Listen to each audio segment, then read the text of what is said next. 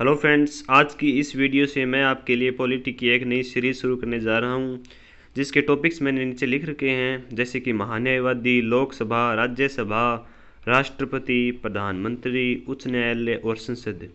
इन टॉपिकों को मैं daily basis पे आपको सॉल्व कराता जाऊंगा और इनके जो सॉल्व करने का जो तरीका रहेगा वो रहेगा रिफाइंड की नोट्स, यानी कि मैं कुछ इंपॉर्टेंट की पॉइंट रखूँगा और जिनको आपको समझाऊंगा, यानी कि मैं पूरी थ्योरी यहाँ पे नहीं लेने जा रहा हूँ। और जो ये नोट्स होंगे इसके पीडीएफ आपको टेलीग्राम चैनल पे मिल जाएगी और उसका जो लिंक है वो मेरे नीचे डिस्क्रिप्शन में दिया जा रहा है, वो आप वहाँ से आप उसे ज्वाइन कर सकते हो। इसके अलावा इनकी जो एक ख़ास बात है, मैंने इन्हीं टॉपिकों को क्यों लिया है, क्योंकि इनमें कुछ पॉइंट्स है वो कॉमन रहने वाले हैं। जैसे मैं आपको करवाऊंगा तो आपको बता दूंगा कि ये पॉइंट्स कॉमन रहेंगे और वो कंफ्यूजिंग भी होते हैं, इसलिए आप जब भी ये सारे संसद तक टॉपिक कंप्लीट हो जाएं तो आप इनकी एक लिस्ट बना लें, यानी कि जो कंफ्यूज होने वाले पॉइंट हैं उनको लिस्ट के रूप में आप लिख लें, जिनसे आप कंफ्यूज नहीं होंगे। मैं आपको बताता जा चलूँगा साथ साथ में कि किन्हीं के आपको लिस्ट बनाने हैं और किन को आपको रटना है।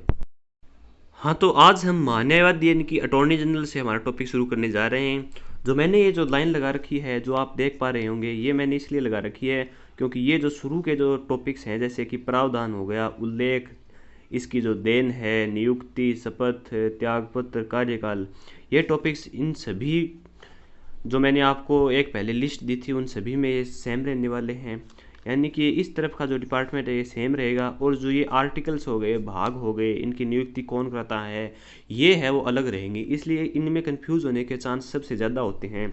इसलिए आप इनकी लिस्ट बना लेना। इन शुरू शुरू वालों की ज़्यादा सभी की ज़रूरत नहीं है, हमें इनकी ही ज़रूरत है। इनकी आप लिस्ट बनाकर इन्हें अलग से याद कर लीजिए और बाकी को तो आपको रटना ही पड़ेगा, इसका कोई आपके पास इलाज नहीं है। जैसे कि मैं शुरू करता हूँ, जैसे इसका प्रावधान हो गया, जैसे अटॉर्नी जनरल का जो प्रावधान है वो आर्टिकल 76 में है। और ये जो आर्टिकल है वो क्रम वाइज आगे बढ़ते जाएंगे, जैसे जैसे आप टॉपिक रहोगे आपके समझ में आ जाएंगे जैसे। और जो उल्लेख है वो भाग 5 है। इन सभी टॉपिकों के जो उल्लेख है वो भाग 5 में मिलते हैं। इसकी देन है वो ब्रिटेन देश से है, यानी कि ब्रिटेन देश में जो महान्यायवादी यानी कि अटॉर्नी जनरल के जो सिस्टम है उसी से प्रभावित होकर इसे इंडिया में अटॉर्नी जनरल बनाया गया है। अब इसकी नियुक्ति, शपथ, त्यागपत्र तीनों ही राष्ट्रपति के द्वारा करवाई जाती है, यानी कि जो महान्यायवादी है उसका पूरा कार्य है वो राष्ट्रपति के द्वारा ही होता है। जैसे इसका कार्यकाल है वो भी राष्ट्रपति की इच्छा अनुसार, यानी कि राष्ट्रपति जब चाहे इसे हटा सकता है।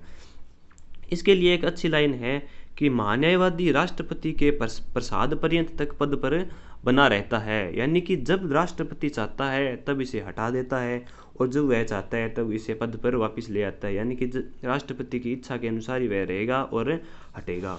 इसके अलावा देखते हैं कि राष्ट्र महान्यायवादी बनने की एबिलिटी क्या है, यानी कि कौन व्यक्ति महान्यायवादी बन सकता है। तो देखिए इसकी 4 शर्तें हैं कि पहली कि वह भारत का नागरिक हो, दूसरी वह उच्च न्यायालय में 5 वर्ष तक न्यायाधीश रह चुका हो, तीसरी शर्त है कि वह उच्च न्यायालय में 10 वर्ष तक वकालत कर चुका हो, यानी कि जो हाई कोर्ट है उसके अंदर वह 10 साल तक वकील रह चुका हो, या फिर वह 5 वर्ष तक वहाँ पे न्यायाधीश रह चुका हो। जैसे कि वह राष्ट्रपति की नज़र में कानून या विधि का ज्ञाता हो, यानी कि राष्ट्रपति की नज़र में कोई ऐसा व्यक्ति होना चाहिए जिसे राष्ट्रपति अपने दावे के साथ कह सके कि हाँ, इस व्यक्ति में इतनी क्षमता है कि यह अटॉर्नी जनरल बन सकता है। आज तक इस बेस पे किसी का अटॉर्नी जनरल नहीं बनाया गया है, लेकिन आगे बनाया जा सकता है, क्योंकि ये एक फेवर वाली बात हो जाती है कि जिसे राष्ट्रपति फेवर देगा उसे ही बना देगा।